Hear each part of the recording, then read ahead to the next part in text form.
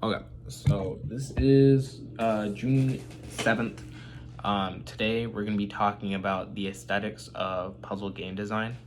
Um, Aesthetic doesn't mean like physical aesthetics or stylish aesthetics.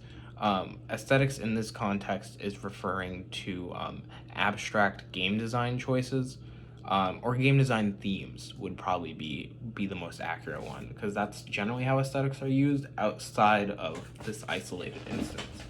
So we're gonna start with the first one. There's five in total. The first one is just a good puzzle wants to be solved. So what that means is that a good puzzle is not hiding the answer from the player. Rather, a good puzzle is manipulating or coaxing the player into using new tools to solve the puzzle by themselves. This doesn't mean the puzzle is showing the goal directly to the player, or not the goal, the solution, but it does mean that that somehow you should be leading the player through your puzzle to solve it, right? You shouldn't be trying to hide the solution or anything like that. So the next aesthetic we're going to talk about is learning rather than solving. So within this aesthetic, he talks about two very important things: flatness and revelation. Flatness is the absence of learning within a puzzle, right?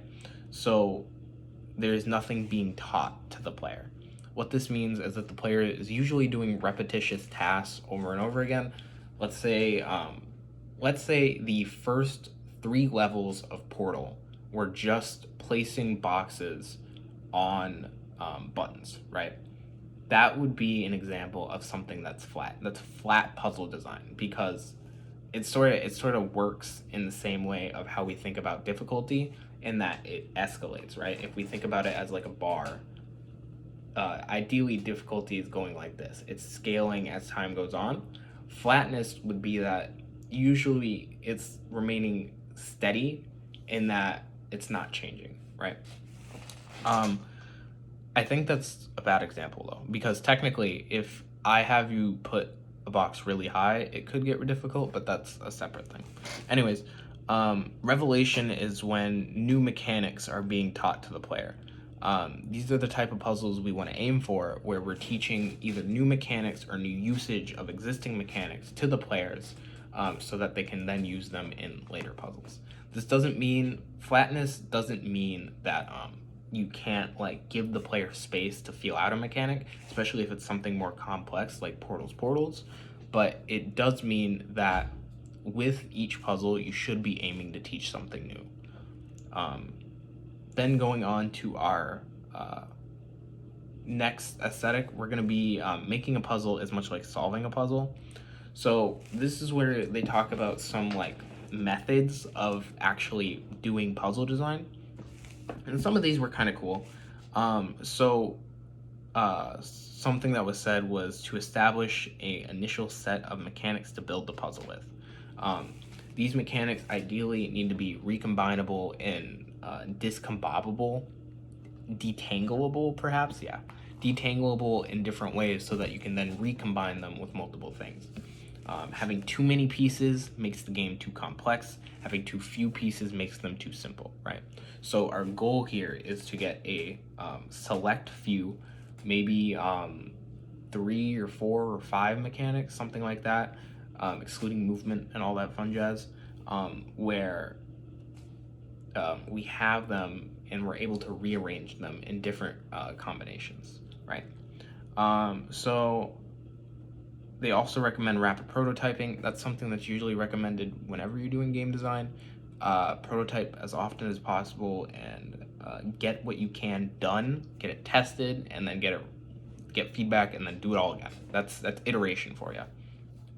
Um, but yeah, um, what they were talking about when they said making a puzzle is much like solving a puzzle is that primarily for a designer, it's an iterative process, right? So the first puzzle you make is never going to be good, but the goal of making a good puzzle is where you iterate so much that you get to a point that you wouldn't have been at when you first started, because as a designer, you can't think of everything. It's as a human, you cannot think of every single thing in possibility, right?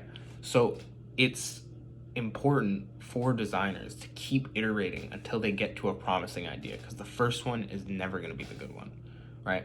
You can start with a base concept, sure, but that base concept and the fundamentals of what that concept stands on can change drastically throughout design. Going on, so the fourth one is good puzzles are elegant and often minimal. So these are two abstract concepts that they don't give solid definitions for, but this sort of summarizes it. A puzzle should know what the point of the puzzle is. In most cases, the puzzle should know what's needed to create the proper illustration and what's not. So this is sort of combining both elegance and minimalism.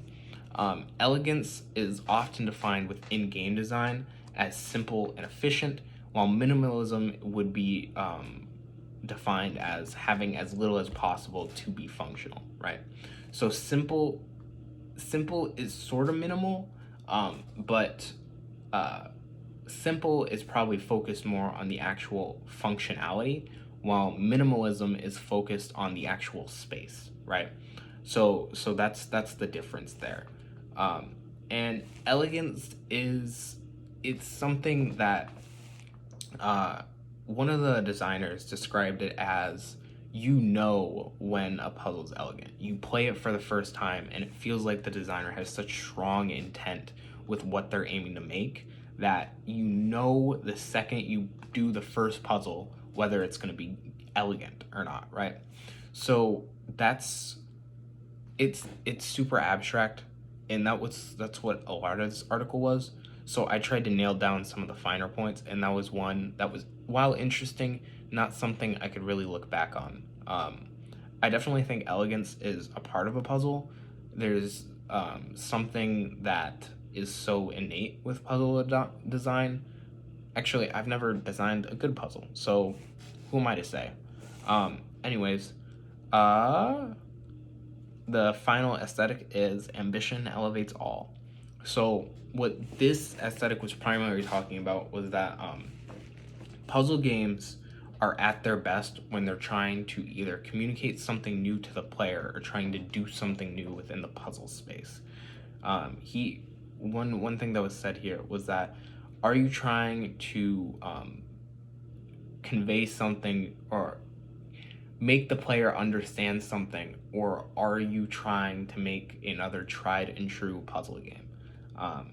And while I don't necessarily agree with that false dichotomy, I do think it's interesting to think about puzzles as being a method of communication between, or trying to communicate large points between the player to the designer.